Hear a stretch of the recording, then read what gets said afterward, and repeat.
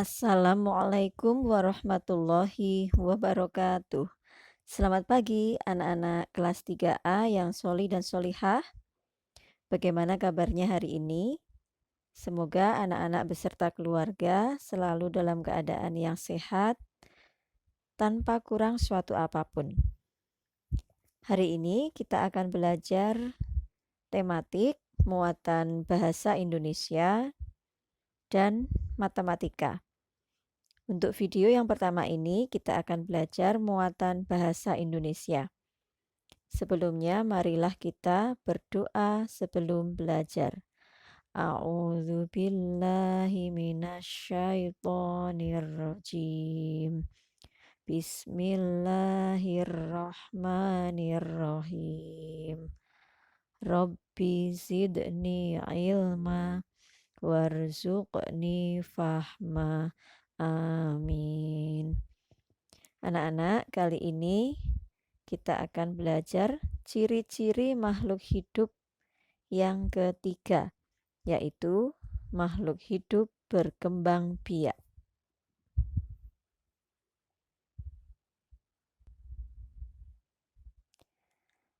Makhluk hidup berkembang biak. Cara berkembang biak setiap makhluk hidup berbeda-beda.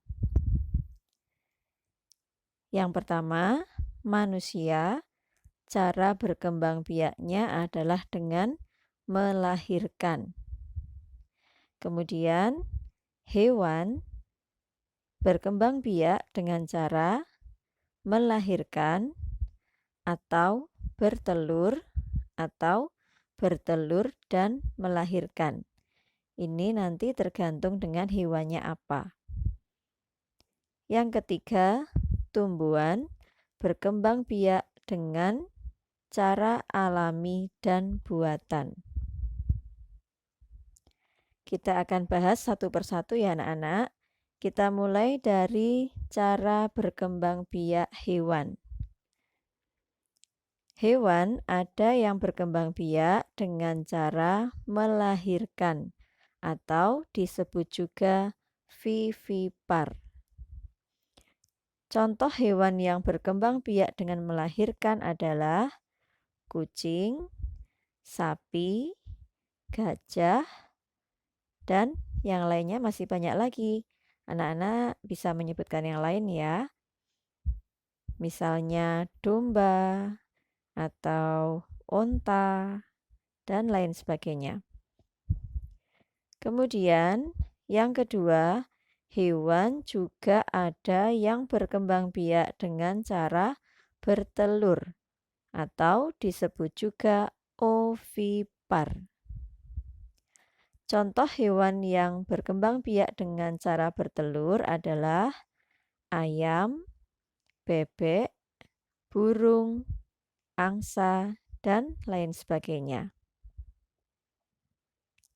Yang ketiga, ada juga hewan yang berkembang biak dengan cara bertelur dan melahirkan.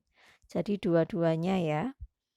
Disebut juga ovovivipar. Contoh hewan yang berkembang biak dengan cara bertelur dan melahirkan adalah hiu dan kadal. Jadi, hiu dan kadal ini mereka bertelur di dalam tubuh induknya. Kemudian kalau telurnya sudah menetas, maka akan dilahirkan. Kemudian sekarang perkembangbiakan tumbuhan. Ada dua cara perkembangbiakan tumbuhan, yaitu yang pertama secara alami dan yang kedua secara buatan. Perkembangbiakan tumbuhan secara alami ini yang menghasilkan biji, tunas, dan akar tinggal. Sementara perkembangbiakan tumbuhan secara buatan ini bisa dilakukan dengan cara setek, cangkok, dan okulasi. Kita akan pelajari cara perkembangbiakan tumbuhan secara buatan. Yang pertama adalah dengan stek. Nah, cara perkembangbiakan dengan stek ini adalah dengan kita memotong bagian tubuh dari tumbuhan itu. Bisa bagian rantingnya, bisa bagian batangnya, atau nanti bisa juga bagian daun dan akarnya. Nah, ini anak-anak ya, dipotong. Kemudian bagian yang tadi dipotong ditancapkan ke tanah seperti ini. Ini contohnya adalah batang pohon singkong. Ya, ditancapkan ke tanah seperti ini. Nanti pada ruas-ruas batangnya akan muncul tunas-tunas baru seperti ini. Ya. Kemudian ini juga sama anak-anak, stek batang juga pada ruas-ruas batangnya ini akan muncul atau tumbuh daun. Stek juga bisa dilakukan pada bagian akar. Nah, kalau ini bagian akarnya yang dipotong ya. Contoh stek akar adalah pada tanaman stroberi. Nah, seperti ini contohnya. Tanaman stroberi ini bisa dikembangbiakkan dengan cara stek akar. Sekarang kita akan mempelajari tentang cara perkembangbiakan tumbuhan secara buatan. Yang kedua yaitu cangkok. Nah, apa yang dimaksud dengan cangkok?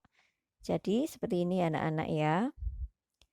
Pada bagian dahan tumbuhan ini disayat ya, disayat sedikit, kemudian dikelupas kulit batangnya atau kulit dahannya, terus jadinya nanti seperti ini. Kemudian kita siapkan media tanam berupa tanah dan pupuk, kemudian diikatkan di bagian yang tadi sudah kita kerat tadi itu ya, diikatkan seperti ini.